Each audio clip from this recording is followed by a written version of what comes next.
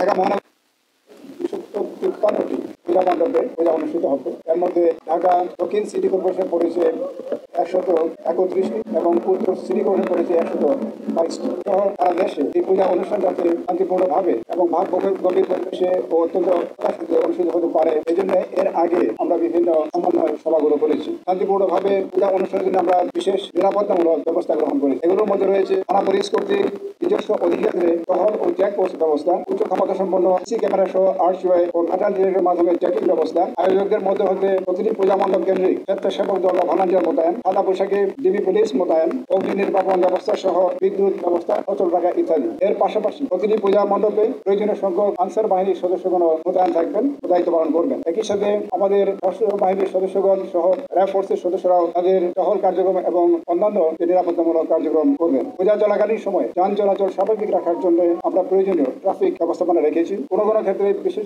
ক্ষেত্রে ওল্ড ঢাকা সিটিতে রাস্তা সরু হওয়ার কারণে ট্রাফিক কন্ডিশন কিছু হতে পারে। তবে এজন্য আমি পূজা কমিটিগুলোকে অনুরোধ করেছি পূজা মণ্ডপের আশপাশে কোনো মেলা অথবা অন্য কোনো জনসমাগম যেন না হয় সে বিষয়ে প্রয়োজনীয় ব্যবস্থা গ্রহণ করার জন্য। 13 অক্টোবর তারিখে বিজয়া দশমীর দিন বিসর্জনের মধ্য দিয়ে পূজা অনুষ্ঠান শেষ হবে এবং বিসর্জনে ঢাকা মহানগরীতে 15টি স্থান নির্ধারণ করা হয়েছে। এগুলোর মধ্যে বস্তুগড়া শ্মশানঘাট, সংলগ্ন বুড়িভাঙ্গা নদী, ওয়াইজঘাট, ডেমরা শীতলতা নদী সহ আরো অন্যান্য স্থান রয়েছে। বিসর্জন শোভাযাত্রার জন্য বিশেষ নিরাপত্তা ব্যবস্থা থাকবে। বিসর্জন স্থান সময়ে নৌ পুলিশের টহলের পাশাপাশি আমরা ফায়ার ব্রিগেডকে অনুরোধ করেছি প্রয়োজনীয় নিরাপত্তামূলক ব্যবস্থা গ্রহণ করার জন্য। এছাড়া যেগুলো জরুরি প্রয়োজনে জাতীয় জরুরি সেবা 999 এর মাধ্যমে প্রয়োজনীয় সহযোগিতা নেওয়া যেতে পারে। পূজার দিনগুলোতে মণ্ডপে আগত ভক্তবৃন্দের প্রতি বিভিন্ন চেক পয়েন্টগুলোতে পুলিশ সহ অন্যান্য নিরাপত্তা কর্মীদেরকে প্রয়োজনীয় সহযোগিতার জন্য আমরা অনুরোধ করছি। সন্ধ্যা 7 ঘটিকায় মধ্যে বিসর্জনের সকল কার্যক্রম সম্পাদনের জন্য সকল পূজা কমিটি ও ভক্তদের প্রতি অনুরোধ করছি। পূজা মণ্ডপ, বিসর্জন শোভাযাত্রা ও বিসর্জনের সময় সকল প্রকার মাদকদ্রব্যের ব্যবহার নিষিদ্ধ। একই সাথে পটকা এবং আতশবাজি ব্যবহার